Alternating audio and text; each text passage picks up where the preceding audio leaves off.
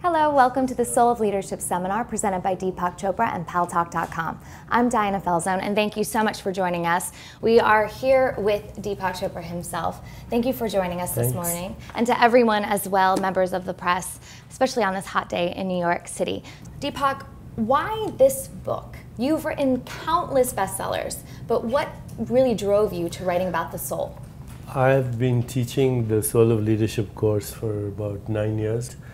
It started off with a keynote that I gave to the graduating class in business school, and I asked them, what kind of world do you want to live in? What kind of business do you want to create?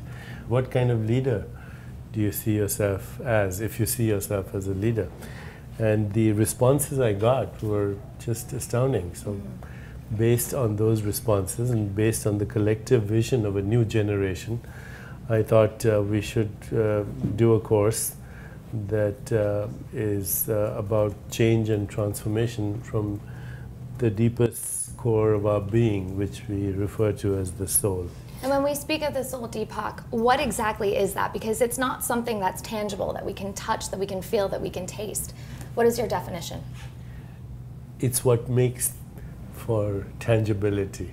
The soul is not tangible, but without it, there would be no experience of the tangible. So what cannot be seen but makes seeing possible.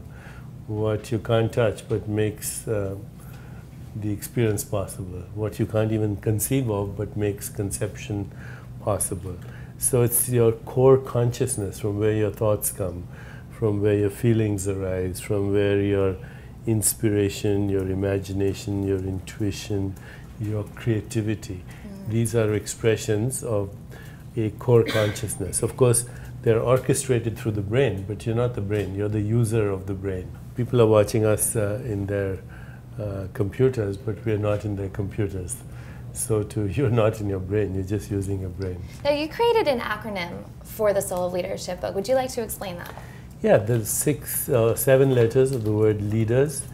L stands for look and listen, but from the deepest core of your being. So being, feeling, thinking, these are the expressions of the soul. So listen from that level.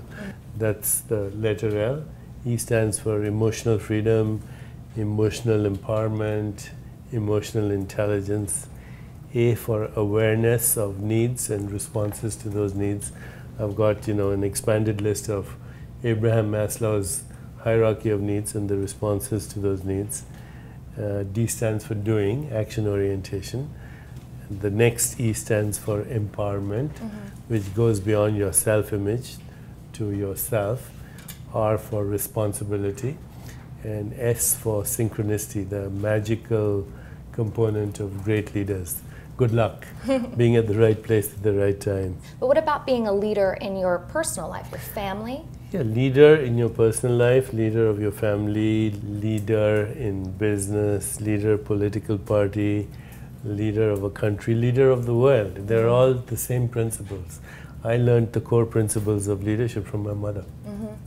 And it's interesting because you have become such an inspiration to so many people across the world. But who inspires you, Deepak?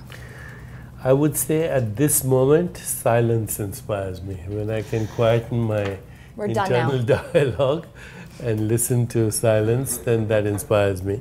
But growing up, my parents were the greatest inspiration. And then later on, I had archetypal heroes, from Mahatma Gandhi to Martin Luther King Jr., but I'm done with that kind of inspiration now. And now it's on to something even higher. It's still silence. Still silence. Well, we're going to not have any silence here today, and we do open up the floor for members of the press to ask questions to Deepak today regarding enlightenment, karma, being a leader, anything to do with the soul, spirituality. So if any of you have questions, we'd like to take those now. Silence. It's everything you've ever wanted. Can you talk a little about karma and how that can be translated into our world, and for in particular other religions that may not believe in karma, like Christianity? Okay, so here's a very simple kind of understanding.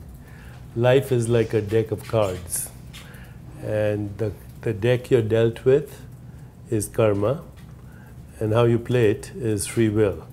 So there's a dance in our life between what we call determinism and free will. Karma is past experience, choices also, but experience, any experience. You have a cup of coffee, that's karma. Okay, those experiences create memories. Memories creates desire. Desire creates karma again. So you can say karma, memory, and desire is the software of your soul. It creates the situations, circumstances, events, relationships of your life. But what you do with that is dependent on the amount of awareness you have. So in Eastern spiritual traditions, the goal of life, enlightenment, is to transcend karma, which means it becomes irrelevant.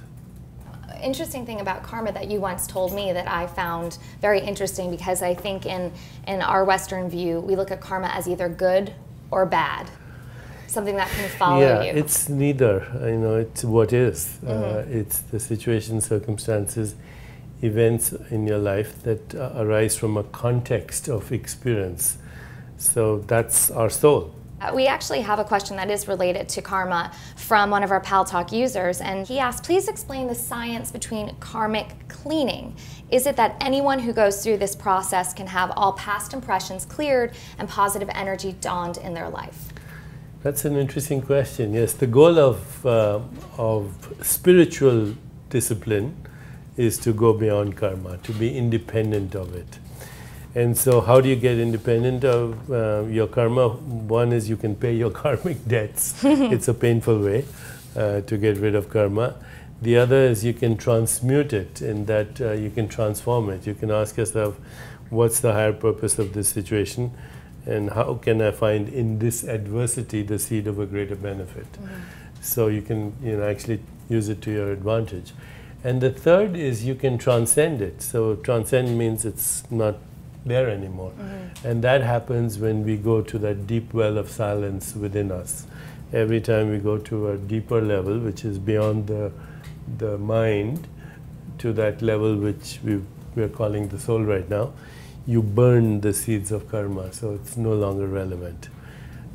That's how you deal with karma. Yes. Hi, I'm from Brain World magazine. And I wanted to know if you could discuss a little bit what's going on neurologically or in the brain when you go to silence. This is a very important question. What's the correlation between what happens in your mind and what happens in your brain? So here's the basic principle. There's no mental event that does not have a brain representation. We know this now because we can do functional magnetic resonance scans. And so I can ask you to think of a sunset, and there's a representation. Or I can ask you to think of somebody that you love, and there's a representation. So every mental event, no matter what you have, has a representation. But what about silence, where there is no mental event? This is very interesting. When you look at, people who've been practicing silence for a long time, as in mindfulness or meditation, monks, Buddhist monks have been the subject of study. Their whole brain becomes more active, actually. And they have a phenomenon called gamma synchrony. Normal brains, the neurons fire at 40 hertz, whereas in adept meditators, they fire at 80 hertz. So there are more conscious moments per second. They're more awake, as they say in Eastern wisdom traditions. And for them, time seems to move slower. So they see things in slow motion. I can do that too, by the way. But so do sports people experience that. You ask Michael Jordan, when he has his peak moments, everything is in slow motion. And in fact, his internal dialogue goes into mute, as if somebody's pressed a mute button. So artists, musicians, dancers, and meditators share this experience of gamma synchrony or brainwave coherence, where the whole brain is actually more active in silence, more coherent, and we presume more intuitive, more creative, because it's also more relaxed. Sandra in the United Kingdom has a question. Okay, Cassandra. Diana, and Deepak Chopra. It's really wonderful to hear you. I was wondering, could you talk to us about inspiration and the things that inspire us? The things like music, the things like art, the things like drama, you know, are there things that you find uplifting? And what part do these play in the creation of the whole and the creation of you as you? Just look at the word. Inspiration means to be in spirit. So all inspiration comes from your soul or your spirit. And your soul transcends, which means goes beyond, what we call a subject-object split. The subject-object split is, I'm the subject of experience, and there is the object of experience. So, you know, that's an artificial split. Nature is one. So, as far as nature is concerned, it's one wholeness. When we transcend that subject-object split, as when we say, the beauty of the mountain was breathtaking, time stood still, that's a moment of inspiration. When the dancer becomes one with the dance, that's a moment of inspiration. Inspiration is totally beyond logic.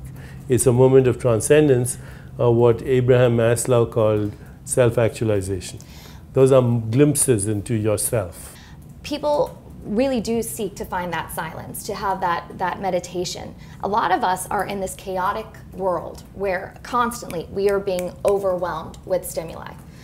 How does one find that meditation within them? Because that is definitely a practice that one has to do over and over again to really become one with the meditation. Here's something anybody can do. You close your eyes and watch your breath for about 2 or 3 minutes. That quietens your internal dialogue. So you just close your eyes and just observe your breath. You don't have to manipulate it, just observe it. And if you do that for 3-4 minutes, then your internal dialogue will quieten down. Then you put your attention in your heart and you evoke feelings of love or compassion or joy or equanimity, and you can do that through memories. You can think of someone that you love, or think of an experience where you felt compassionate or had an experience that was one of extreme joy. Then you move from that experience into some reflection. Who am I? What do I want? What's my purpose? Etc. And then you put your awareness in your whole body and just feel it. So I call this being, feeling, thinking, and doing. Those are the only 4 things we do. You know, but most of the world is doing, doing, doing, and there's very little thinking. And if there is thinking, it's all about me and mine.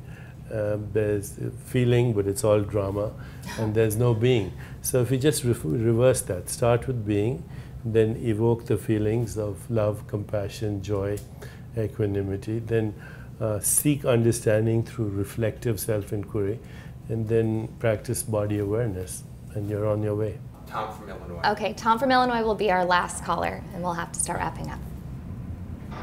Yeah, hi. You said something about your life being short, or something about your life. Can you explain that a little more? Something about life being short, and he wanted you to expand on that. Life is short. As the Buddha said, this lifetime of ours is transient as autumn clouds. To watch the birth and death of beings is like looking at the movements of a dance. A lifetime is like a flash of lightning in the sky, rushing by like a torrent down a steep mountain. If you recognize that, if you are aware of your mortality and the short time that you have, then life is very magical. I think if you want to make your life magical, just look behind you and see the Prince of Death, and he's stalking you. And if you look again, he's a little closer. Okay? We're all on death row. The only uncertainty is the method of execution and the length of reprieve. And that is what makes life magical, because then you know what your priorities are. Thank you for joining us today. This has been the Soul of Leadership seminar presented by Deepak Chopra and Paltalk.com. I'm Diana Falzone. Deepak, as always, thank you so much for being here. We'll see you guys soon.